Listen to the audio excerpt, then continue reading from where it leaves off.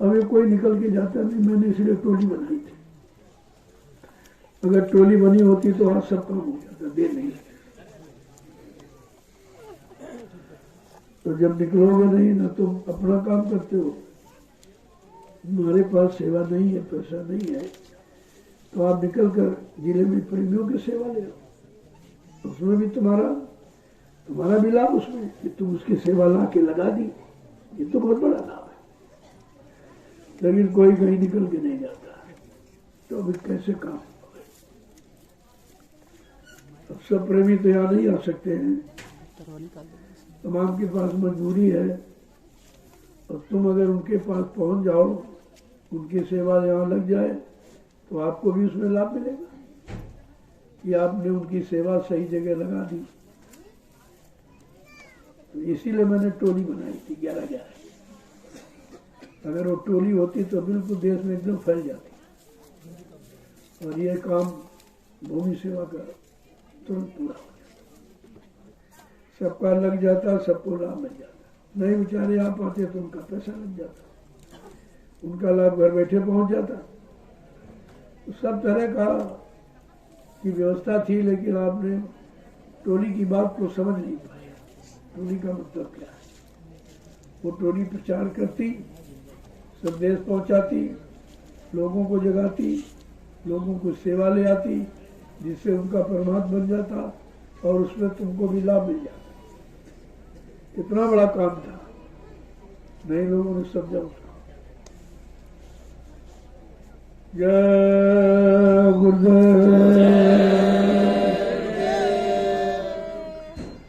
देखो कुछ लोग तो भंडारे में भोजन कर बना हुआ, तब तक ये लाइन में खड़े जाओ, दर्शन शुरू हो जाए, धीरे धीरे दर्शन करते जाओ, भंडारे भोजन न वहां भीड़ न यहाँ भीड़, दोनों जगह का काम हो जाए।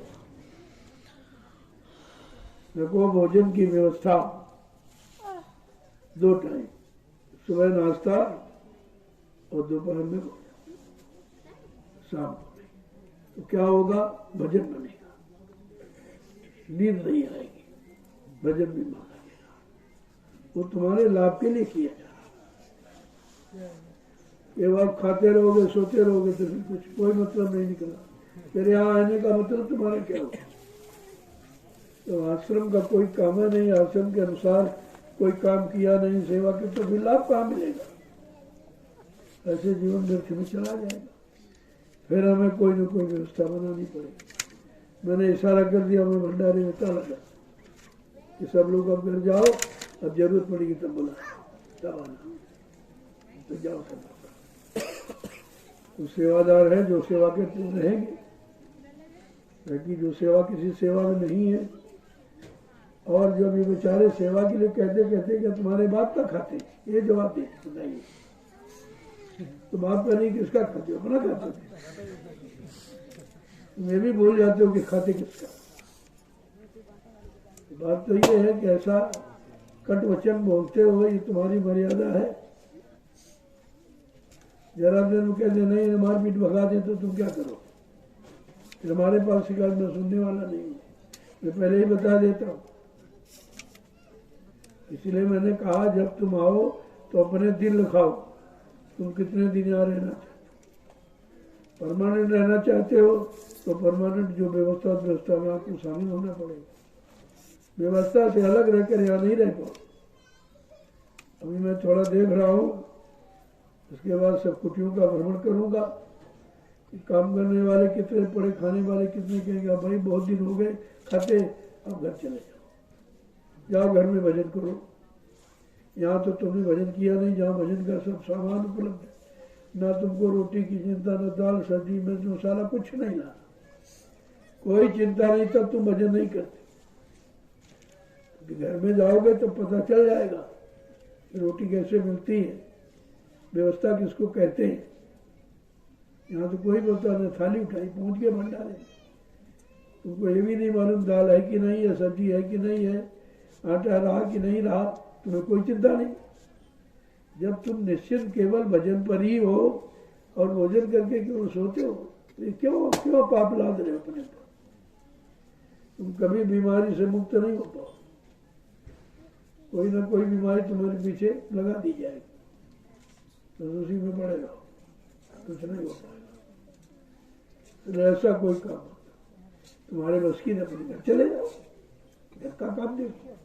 तुम ना तो वहां की व्यवस्था, ना यहाँ की व्यवस्था, तुम किसी में नहीं हो, तो फिर काम कैसे बने भाई? काम बनाने आए हो, यहाँ तो कोई काम नहीं करते तो काम बनेगा कैसे? तो जो प्रेमी तुम्हारे हित के लिए कहते हो उसे तुम करते हो, इस तरह के वचन बोलते हो और अपराधी बनकर अपराध लाते हो। तो इसलिए संकेत में कहा जा रहा उसे समझ लो, अपने घर चले जाओ, फिर आ जाना, फिर आओ, फिर जाओ, ऐसा रखो, आने जाना, वो अच्छा रहता, उसमें गरु गुमान घमंड नहीं आता। घर भी देखो, यहाँ भी देखो, क्योंकि दोनों व्यवस्थाएं आपकी है, परिवार भी आपका है, आश्रम भी आपका है। जब दोनों व्यवस्थाएं बनकर रखोगे तो किसी व्यवस्था से आपको कोई तकलीफ नहीं हो। परमानेंट यहाँ रहना चाहो तो फिर आश्रम की व्यवस्था में रहना पड़ेगा, सीधी बात है। अभी तो मैं ढील दिए हूँ, इसलिए तुम टिके हो, जिस दिन सख्त कर दूंगा तुम भाग जाओगे खुद ही अपने आप। अगर मथुरा वाला भोजन दे दिया तुम यहाँ कोई नहीं टिको, ऐसी रोटी देख नहीं सकते थे, सब उन्हीं गुनी सब। एक बार लोगों ने रोटियां फेंक दी, किसी ने गाड़ दी, तो सब रोटी निकलवाई गई, तो लाओ उखाड़ के फैला दिया, तुमने गाड़ी फैला दिया, तुमने सब गाड़ी को ले आए, फिर धो धा के उनको सुखा दिया, और सुखाने के बाद उनको जो है बीज दिया गया और दूध में और गुड़ डालकर मीठा भोजन बना, ये खाइए तुम्हारी फेंकी रोटी, तो खाओ। यहाँ इंतजाम सब ऐसा ही मत सोचो, जब हम ढील देते तुम बिगड़ रहे हो उसमें। ढील में तुम्हें सतर्क होना चाहिए, तुम और बिगाड़पना कर रहे हो कि कौन आते हैं, कौन देखते हैं, कौन क्या। तो जाता तो मैं रोज हूँ, देखता भी हूँ, लेकिन ये कह रहा हूँ शायद अब सुधर जाओ, शायद अब ठीक हो जाओ, सब अब सुधर जाओ, लेकिन तुम समझते हो सब कुछ जानते हैं, इनको दिखाई नहीं देता है। इसका मतलब अरे जिसने व्यवस्था बनाई है उसको अपनी व्यवस्था दिखाई नहीं दी तो बनाएगा क्या वो? ऐसा कुछ नहीं। रात की सेवादारी तुमने खत्म कर दी, गलत किया। मैंने कहा जो पहरेदारी करेंगे वो दिन में कोई सेवा नहीं करेंगे, न सोएंगे, भोजन करके सो जाए। जो रात में पहरा लगाए, कुछ दिन चला, इसके बाद कुछ नहीं, खत्म हो गया। अभी जा रहे दो ढबली वाले पूरी रात भूखते, तुमको अभी शर्म नहीं आती, वो हमारे लिए जग रहे और हम सो रहे। इतना भी तो सोचो कम से कम, तो तुम्हारे लिए जग रहे हैं, तुम सो रहे हो, तो ये अपराध तुम्ही को भोगना पड़ेगा।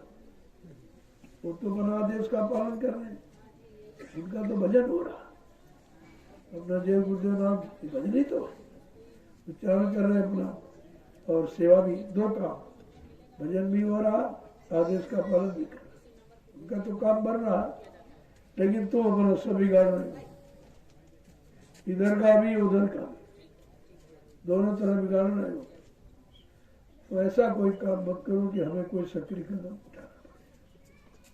मैं सीधे भंडारा बंद कर दूंगा, भंडारा खत्म कर दूंगा, जिसको रहना अपना बनाए खाए, जैसे पहले मथुरा में होता था। मथुरा में कोई भंडारे नहीं थे, न कोई बाजार मार्केट दुकान, कुछ नहीं, न कोई टेंडर आउटी डेरा, कोई इंतजाम नहीं था। सब लोग अपना अपना तानते थे, अपना या तो भोजन बनाते थे या फिर अपने झोले में बाटी है, सत्तू है, चने रखते थे। बस सत्संग सुना और भोजन उनके नाश्ता किया, उसके बाद सब बैठ गए इकट्ठे, कोई प्रार्थना कर रहा है, कोई कह रहा भाई आज ये बोला गया, कल ये बोला गया, आपस में चर्चा करते। यहाँ तो ना भजन करते हैं ना प्रार्थना करते हैं, सब सोते। मैंने 2-3 दिन दर्शन इसीलिए बंद रखा जानबूझ कर। तो भजन जब दर्शन होता तब तो प्रसाद के लालच में जगते थे कि प्रसाद मिलेगा, प्रसाद मिलेगा, और 2-3 दिन हो गए प्रसाद बंद, कोई बाहर दिखाई नहीं देगा। पता चलता आश्रम में कोई है ही नहीं और 185 लोग रह रहे हैं आश्रम। बताइए आप, इतनी बड़ी संख्या जिस आश्रम में हो, उस आश्रम में अगर 4-4, 5-5, 6 लोग अपनी ड्यूटी बांट लें कि 2 घंटे हम पहरा लगाएंगे, 2 घंटे हम लगाएंगे, तो पूरी रात गुजर जाएगी, सोना भी मिल जाएगा और सेवा भी हो जाएगी दोनों का। अरे इतने लोग हो, 1-1 घंटा इससे नहीं पड़ेगा। अब 1 घंटा तो नहीं कर सकते, फिर क्या करते?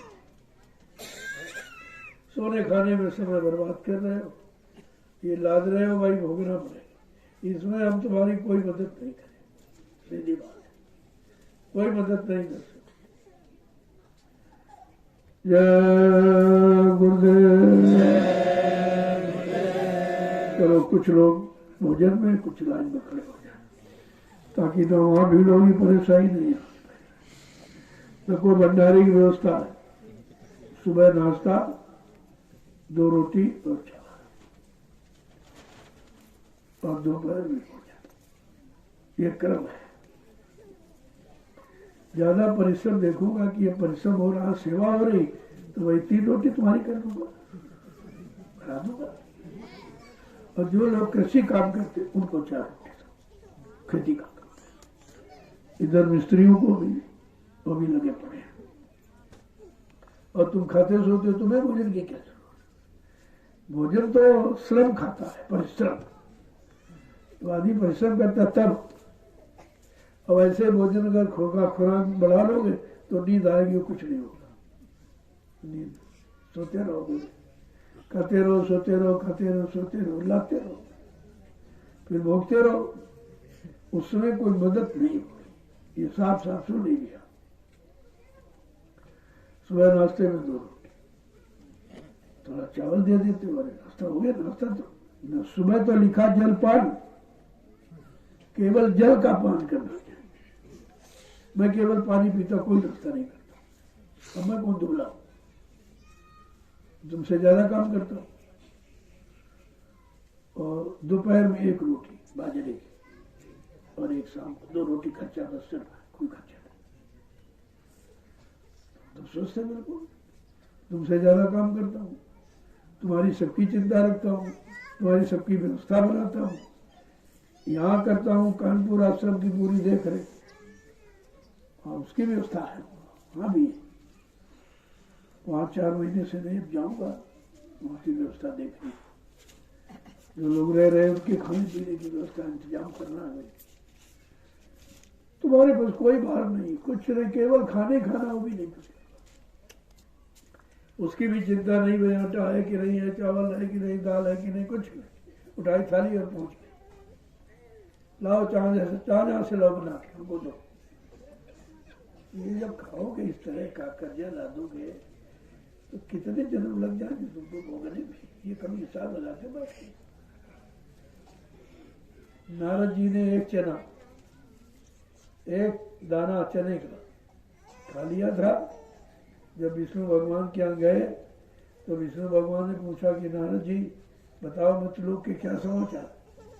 कहला महाराज बहुत अच्छे। कहला सब तो अच्छे हैं, लेकिन नारद तुम्हारी तो 84 बन गई। कहला कैसे? कहला तुम रास्ते में आ रहे थे, एक चने का खेत पड़ा था काश्तकार। कहला हाँ। कहला वो चने की फसल थी? कहला हाँ थी। कहला तुमने बिना पूछे, बिना परिश्रम किए, बिना कुछ पैसा दिए आपने कैसे खा लिए? तो तुम्हारी 84 बन गई। एक अन्य के दाने में 84 बन गई। कह रही महाराज काट दीजिए, आप तो समझ कराना, ये काम मैं नहीं कर सकता। 84 काटने का विधान केवल गुरु के पास है। जाओ तुम निगुराओ, तुमने गुरु नहीं किया, जाओ मृत लोगों में पहले गुरु करो, वो तुम्हारी 84 काटेगी। का जो मिल जाए सवेरे उसी गुरु बना ले। अब गुरु की महिमा उनको सिखाने बताने के लिए विष्णु भगवान ने किया था, देख गुरु क्या होता है। और गए जब सुबह, और विष्णु भगवान ही थे, वो एक मछुआरे का भेष बनाया, एक जाल में 4-5 मछलियां मन की कंधे पर डाले चले आ रहे थे। नारद ने देखा, विष्णु भी ऐसा ही है, कह रहा जो मिल जाए उसको गुरु बना ले, बताओ इसको गुरु बना ले, ये गुरु बनने काबिल है। ये मछली डाले घूम रहा।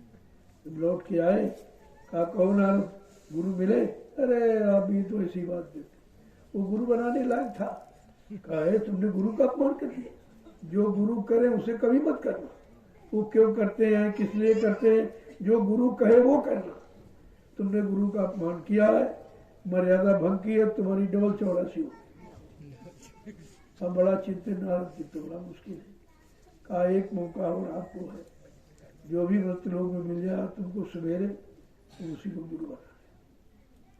नारद जी सोचने लगे चलो गंगा किनारे जाऊंगा, वहां तो लोग अच्छे ही मिलेंगे, पूजा पाठ करने वाले। और जैसे पहुंचे घाट पर तो विष्णु भगवान पहले कोड़ी का भेष बनाए बैठे। नारद देखा इनके शरीर से कोड़ चू रहा है, कहा अरे इससे तो कले वाला अच्छा था। कहा अगर फिर कर दूंगा तो फिर केवल 84 कर देगा विष्णु। तो आंख बंद किया और उनके चरण पकड़े। विष्णु भगवान खड़े हो गए। कहा नारद ये गुरु की महिमा, गुरु की महिमा को कभी मत भूलना। मृत्यु लोक का पूरा भार उसी के पास, जो काम करेगा जीव को वही करे, दूसरा कोई नहीं कर सकता। किसी को अधिकार नहीं है मृत्यु लोक मंडल में काम करते। एक अन्न का दाना खाने पर तुम तो रोज ये 2 दिन 10 रोटी खाते हो, क्या होगा तुम्हारा? और किस लिए खाते हो 10 रोटी से? कुछ काम नहीं करते, तो आंत बढ़ा रहे हो। आंत जो जितनी बढ़ा उतना बढ़ जाए। वैसे मनुष्य शरीर के लिए 250 ग्राम अन्न पर्याप्त है। तुम्हारी मशीन सही रूप से 250 ग्राम अन्न ही पचा पाती। उसके ज्यादा खाओगे ज्यादा लेटी करो, लेटी ज्यादा करोगे शरीर गर्मी निकल जाएगी और परेशानी पैदा करो। अन्न भी खराब कर रहे हो, शरीर भी खराब करो और मशीन भी खराब कर रहे हो। 3 नुकसान करते हो और तुमको इस नुकसान का पता नहीं है। इसलिए नाश्ता होता है। वैसे जलपान लिखा केवल जल पीना शुरू करो, आधा लीटर 1 लीटर मैं जल पीता हूँ। कोई नाश्ते की आवश्यकता नहीं पड़ती। वो 12-1 बजे तक चलता पानी हो। इसके बाद 1 रोटी ले लीजिए, थोड़ा काम कर रही। पहले तो मैं एक ही टाइम 1 रोटी खाता। अब एक दवा वाला लोग देते कि नहीं खाओ ये वो, तो चलो भाई तुम्हारी दवा खा लेना। कहा थोड़ा कुछ खा के खाना, दवा ऐसे नहीं खाना। तब वो शाम की रोटी ले। हमारा तो 1 रोटी से काम चलता, मैं 8 घंटे बोलता था 1 रोटी का, 8 घंटे। तो लोगों से मिलता था, कोई किसी वजह परेशानी, अरे भाई अन्न की मशीन है, इसको अन्न उतना दे दो जिससे चलती रहे, अपना काम करती रहे। अन्न खाने से कोई शरीर स्वस्थ थोड़ा होगा, अन्न पचाने से शरीर स्वस्थ होता है। तुम्हारी मशीन कितना पचा पा रही तुम जानती नहीं। एक भोजन को पचाने में 8 घंटे लगते हैं। तुम 8 घंटे में 3 बार खा लेते, कहाँ पचता? पचा नहीं पाया फिर डाल दिया, फिर पचा नहीं फिर डाल दिया। तुम डालते कुछ ना कुछ डालते रहते हो, इसीलिए तुम पेट के मरीज बन जाते हो। इसको पचा मशीन को अन्न पचाने का समय दो। जय गुरुदेव, जय गुरुदेव। अब आप लोग चलिए, भंडारा तैयार हो गया होगा। जी सर। कुछ लोग उधर चले जाए और कुछ इधर खड़े हो जाए तो दर्शन। आज नहीं, आज छूट है, आज नहीं बंद होगा। आज त्योहार है भाई, आज भंडारा नहीं। वो कल से नियम चलेगा। फिर अभी शुरू नहीं हुआ मालिक। आज तो जरूरी है, आज लोगों को अभी मिला कहाँ। आज तो जरूरी इसलिए बनवाया गया पकवान। देखो पकवान एक बार खा लो, 2 दिन तक मशीन काम करती। वो गरिष्ठ भोजन, उसके खाने के बाद फिर नहीं खाओ। तो इसीलिए जब गरिष्ठ भोजन बनता है तो शाम को कहते भाई खिचड़ी खा लेना ताकि हल्का हो जाए, तभी कहा जाता है। चलो आप लोग